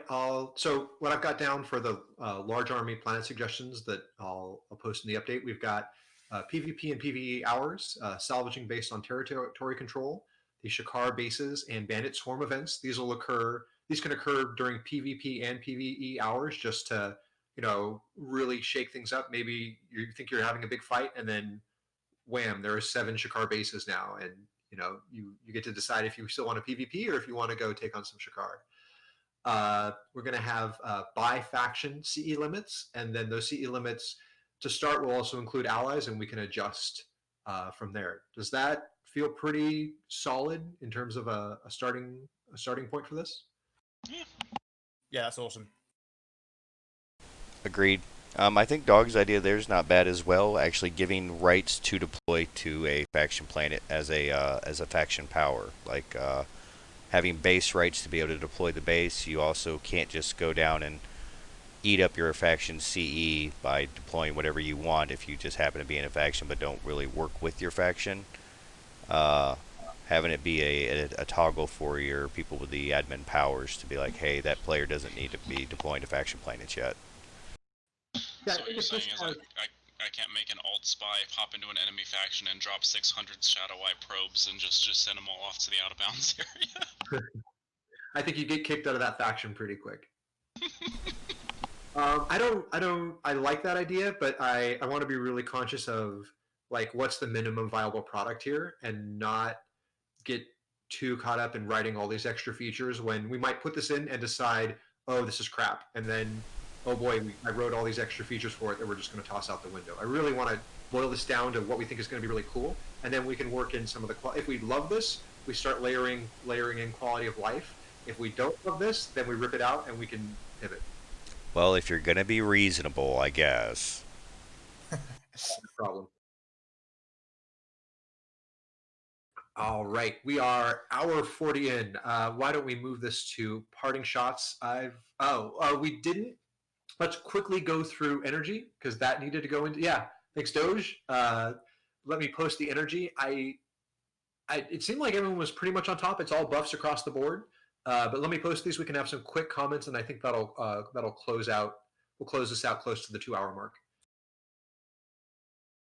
Start with, did anyone spot something in the changes where they're like, oh, we definitely need to do this instead? There isn't any changes to the Chimera, which is a pretty useless underused mod. Really? With the plus charge and everything? Well, I think with the addition of the overcharge ability, that might come back into play. Let me actually open up the DSpedia for it real quick, though. I had to push overcharge just because when I looked at it, the way the game currently handles charge is it sort of subtracts down the charging of energy units until it hits 1, and then it stops because the unit can fire every turn. It would be there is a rework there to get overcharge working properly so the game can measure by how much you've overcharged. I think it's going to add depth, some nice depth to the mechanic. At the same time, because like Ballistics got put in a good place this week, Missiles got tuned back to kind of a plus damage versus scaling damage because it fits like Missiles need to be on the tail end of damage, but they still needed that nice little plus so that they could compete. So do we absolutely need the overcharge mechanic? I think is the question I'm looking to ask here. I don't think we absolutely need it. I thought it was an interesting mechanic. But looking at, we'll go ahead and touch on that first. Yeah, I don't think it's needed, but it's interesting. Yeah, it was just another layer. I think it was just Core and I think another person also mentioned it on separate occasions, so it's just something to float. But yeah, it's not an essential thing. I think energy is still a go-to option. It gave us a way to look at underused mods because when you have 8 to 10 to 12 mods to use that give you damage, range, or region, you get quite limited in terms of just one gives you one gives you the other, one gives you a really good one and pulls back the other. So it's just another layer. I think for now we can curb it and just kind of focus on making it better in other areas. Okay, and actually, when I started to think about implementation, what I realized is what the overcharge mechanic needs to do is flip on its head the idea that mods subtract charge from an energy weapons charge, and they instead need to add additional charge every turn. Because now suddenly you have a weapon that maybe needs 4 turns to charge, but you have +2 or +3 charge on it. It used to just try to scale that back to 1. But with the overcharge mechanic needs to measure how much the weapon's current charge is over by its charged amount. And the cool thing that opens up is it leaves all the current mechanics the same, but it means that a weapon that requires 4 charge to fire is going to be harder to overcharge versus a weapon that only requires 1 or 2 charge to fire. And I think that's really going to give some depth to that mechanic. I agree. It also would benefit the way Power Down and Hotwire works, to where Power Down, if you were already gaining 1 or 2 extra overcharge, Power Down would no longer affect your unit. Yes. Which I think is a missing mechanic for a long time now, to where even if I had an E variant Bright Lance with a 1 charge weapon, I wasn't gaining anything from that, and even hot wiring, I still had a chance to be Power Down if it went in after my hot wire. So no matter how much bonus I'm gaining, Power Down was still affecting your units. Yeah, I've been using an E variant Bright Lance quite a bit lately, and I put a bunch of 3 charge time weapons on them because it drops it down to 1. and I've not expanded past it. I've not felt like it was worth waiting an extra turn to use something else when I can use this particular thing every turn. So adding an overcharge would definitely make it feel like I have more options as to how I mod energy-based mechs for sure. So yeah, I thought I could do a light lift like I did with missiles, just kind of check a value and give a bonus. Um, but it seems like we're all kind of in alignment that there is something cool about this mechanic, but it's going to need a little more depth to really make it shine. And so I would rather get it right than kind of slap something in that kind of does a bonus but doesn't do it the way you'd expect, and that really doesn't have the depth that I think is going to make this cool and interesting. To touch on the topic that brought this up, though, the Chimera power converter does seem absolutely useless. It increases your charges by 1. You lose 3 damage and gain 2 range, and you can act high to gain a charge. It's basically a worse version of the Kipris, isn't it? Yeah, it's plus 2 range on energy is not super effective. Most energy is already at about 3 range average. With Eagle Eye, you're at 4. And in all honesty, you're usually trying to be within a 0 to 1 range aspect so you get that damage bonus. So I think if maybe the Chimera allowed energy to either have a to hit bonus for 6 range or actually allowed energy to get to 6 range, that would maybe make it a useful mod. Because you're still not going to hit over 8 or 9 range even with that. But it would give it some aspect. As someone who's been using energy weapons a lot, I shouldn't say this because, you know, giving me more range just makes me more powerful, but I feel like energy range having a hard cap at 5 is probably the right choice. I think, I don't know, I would almost use PK's idea and flip it on its head. I think maybe it's too easy to get energy to 5 range, which with a tracking station and AOA and now warp crews, you can hit 10 range very comfortably. So now you have very heavy hitters at 10 range. And I know that's part of a larger, the tracking station being scaled back will be part of a building conversation for another time, but I would almost, off the what PK said, I would love to have it to be the objective for energy is to have it quick, 5 range, and high damage. That's kind of the 3 things that you want to add value, have that values a good energy army, and obviously and recharge. And I think it's very easy to get too easy to get an energy unit to 4 to 5 range at the moment. Yeah, I agree. Here's a thought, back on the topic of overcharging real quick. If we take Hotwire and put a 2-turn cooldown on it and add a separate command that could be either an upgraded Hotwire or something like that, that has no cooldown, gives all your weapons on the unit the additional charge, and make it cost 10% of the unit's shield, and you could use that multiple times per turn, it would just cost 10% of your max shields per time that you use it. That might give you a bit of a risky way to play with the higher charge time weapons as well.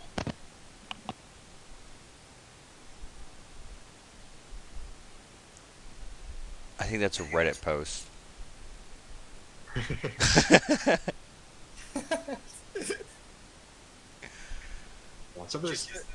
ahead. Sorry, no, you close what you were saying to Rex. Sorry, I was going to move on to something else.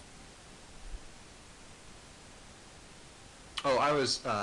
Rhett, can you give me the TLDR on that? Unfortunately, I was posting an idea about the Chimera, and I just caught the last of your thing. Having a way to charge your weapon quickly at the cost of shields might be a way to make the higher recharge time weapons a risky way to use them. And when, you know, if you really need that weapon now, you can risk dropping your shields by 10, 20, 30% to charge with 1, 2, or 3 charges, and to be able to use it.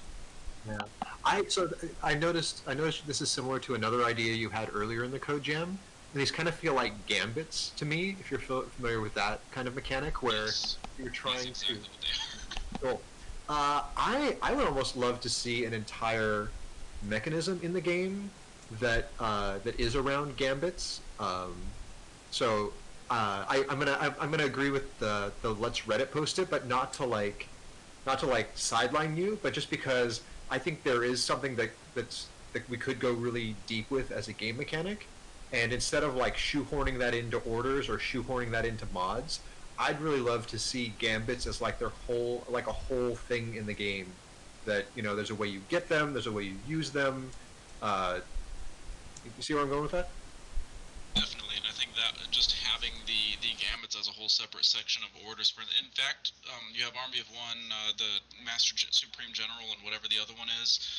You could add one there that's just a gambler or something like that that just gets those styles of commands where you can, okay, I need 2 charge now, I need it this turn, let's drop 50% shields, give me 2 charge, and that would fit into that particular type of commander's playstyle. I like it. All right.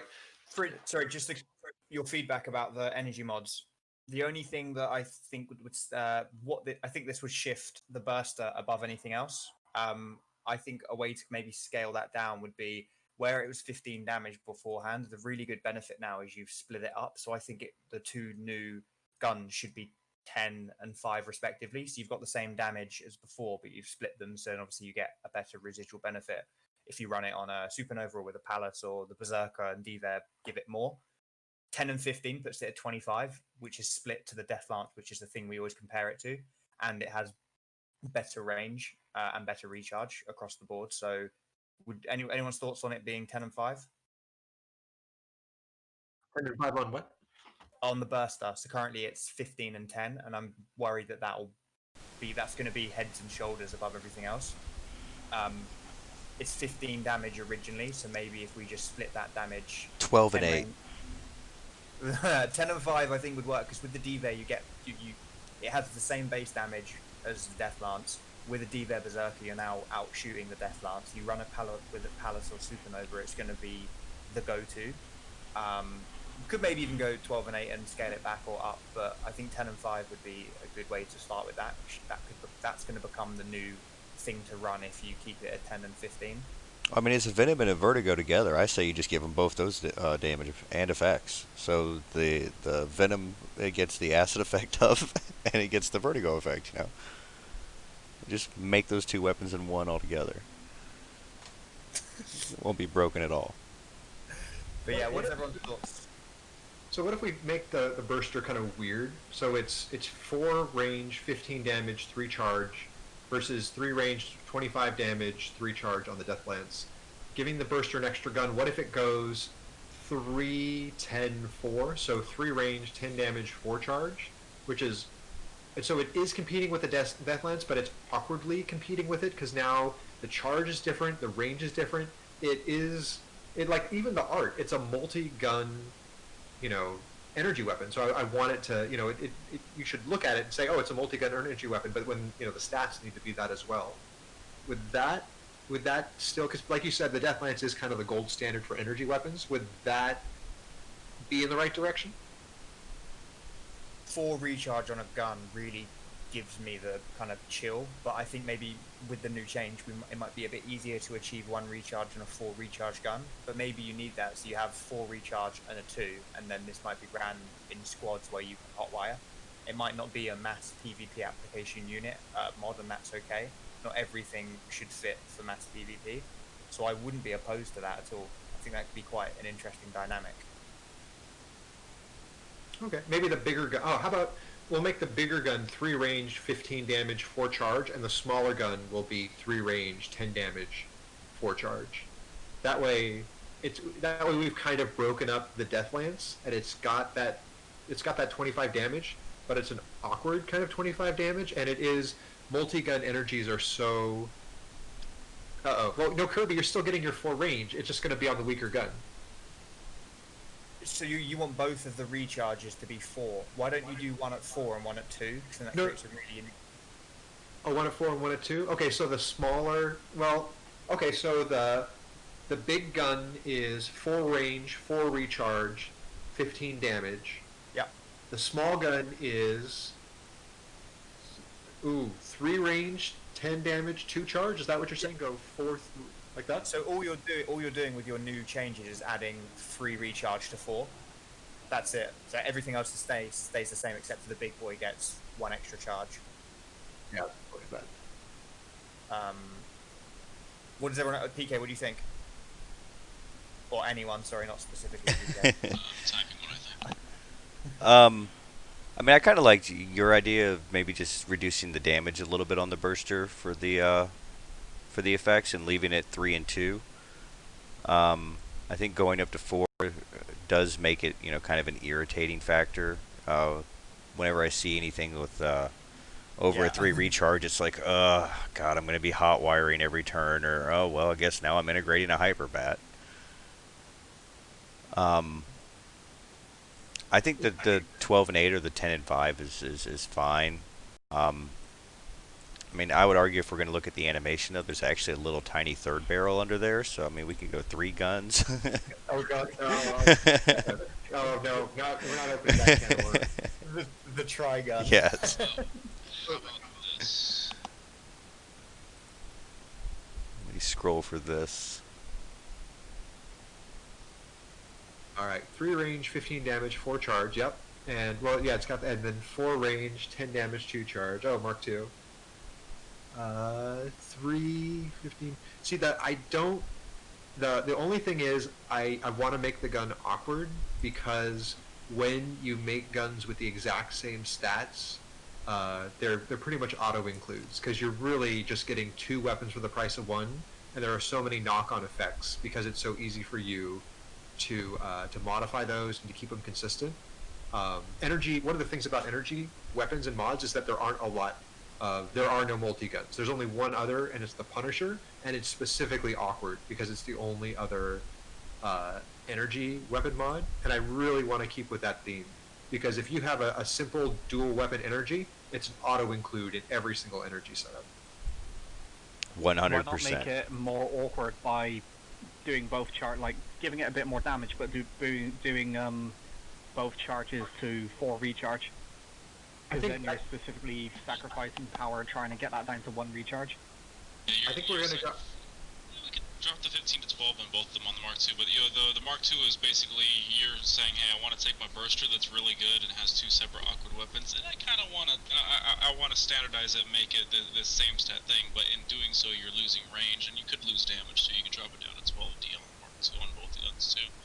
That way it gives people the choice of you can have the better / awkward gun or the standard one if you really want, just to be able to know reliable numbers.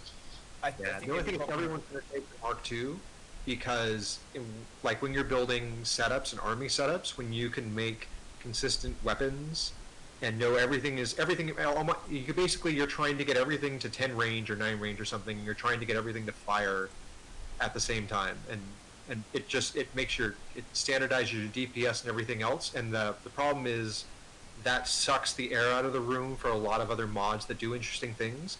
Because when you can get that consistency, it's like McDonald's. Like you're just going to order that same cheeseburger over and over and over again. I see it from like a player standpoint. Yeah, it's there's the appeal of just making it easy to use. But I've intentionally positioned energy weapons to be awkward and difficult around multiple gun mods, and so I really want to stay in that vein for the burster. I do want to give the burster 2 guns, but it's got to be awkward, unfortunately. Why don't we swap it so where one gun has 2 range but 4 recharge, but the other has 4 range but 2, so it's kind of like they're quite literally opposite. Ooh, I like. I've just posted it here, so basically I just changed the range down to 3, upped it to 4, and then you've got this heavy hitter that kind of can hit close, but you need to sap the region down. I like that idea. Love it it. looks Okay. good. Wouldn't it be better at 20 damage if it's on 4 recharge though? That's above my pay grade. I just came up with the idea. Yeah. I don't think that would be breaking. 10 damage for 2 recharge to get 20 damage for 4 recharge. Well, I mean, I guess the question is obviously you want the 4th recharge to be, because what you're going to do here is if you run that with an Evair Hyperbat Spellbreaker, which is what you're going to do, unless you're going to be like PK and you're going to hotwire like a madman, you either commit another 4th charge weapon and run that and making sure that everything fires, or when it fires, it's like, I've always loved the idea of having energy fire at different times. That's always been a really cool mechanic that we've never explored, and you can't always do that because you don't have many multiple guns. I quite like the idea of this, where like turn 1 you deal a good amount of damage. Turn 2, if you don't hotwire, you're dealing an okay amount. So this kind of feeds into that a bit. So yeah, I think if you put this on a Supernova with Palace, you're going to one-shot anything anyway, so you don't really need to worry too much. Agreed. Well, I mean, Agreed. He's not wrong about bringing it to 20. I don't think, because right now I don't see any others right off the bat of 4 charge weapons, but the one I do see right away is Venom Energy Turret. The intermediate one is 4 recharge, is 28 damage. I could see the 4 recharge one being 20 damage being not a terrible idea. So it's, forgive me, I'm deployed. Burster, is that intermediate mod, or is It's it advanced? it's an intermediate. Yeah. So yeah, we need to be careful about this not overshadow. This needs to still be 20% below the Death Lance, because that's advanced. Unless I see it quite black and white. Advanced is like your go-to. Intermediate if you want to be a little bit kind of that situational, kind of a bit more customization. Whereas your advanced is a bit more kind of what you see is what you get. If you up that to 20, that's 30 damage base, and then when you've got Diva and Berserker, that's 6 apiece. You're going to be running nearly a 50 damage weapon. Yeah. If you stack on them, that's 60 damage before anything, and that's just a bit too That's much. fair, yeah. And I think the Here's 15 and here's a 10 is different good. Here's a different idea. Have them both at 15 and 15, but have one do EMP and one do acid. Oh my god. Yes. Yes. And on that 100%. Give me it. All right, we are at 2 hours. I'm gonna call it here. Thank you so much, everyone, for Well done, Rex. You made him run away. showing up to this one.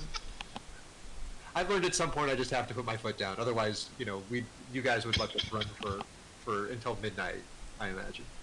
Longer. Yeah. Easy. Well, thanks for your time. Take it easy. Really appreciate it. It's been a good one today. Awesome. All right, I'm gonna write this up. Get the the energy changes I'm gonna work on right away. I'm gonna take a pass. After we talked through this energy mechanic, I'm gonna see. It's a big rewrite to change how energy works internally. I'm gonna see how long it's gonna take, and then I'm also gonna post about giving everyone's a heads up that next Saturday is D-Day, and we are going to try to push out the new map update and just break the crap out of everything. So look forward to that. Yeah. Yes. Am I the only one who, whenever I join in, it jumps me straight on Hangar, and I basically never see the front page unless I remember that it exists and has to go click on it? You go to account settings, and there's a thing that says Hangar Mode, and you uncheck that box, like every good player should do. Hangar mode for life. Good or bad players aside, is there are there a lot of players that play this that aren't showing up to these code jams? I'd say it's about half and half at this point, and the other half's probably just multi-accounts of Slayers, so it's no big deal. Oh, gotcha. Well, if they're not gonna show up to code jams and they're in Hangar mode, you might want to throw something like this that puts a little red square in the top right corner of the screen saying, hey, check out the front page, there's a big change coming soon.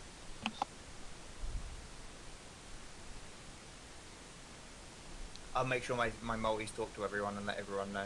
Yeah, spread the word amongst yourselves. I'll send an internal memo. All right. See you guys. Thanks. Later. See you.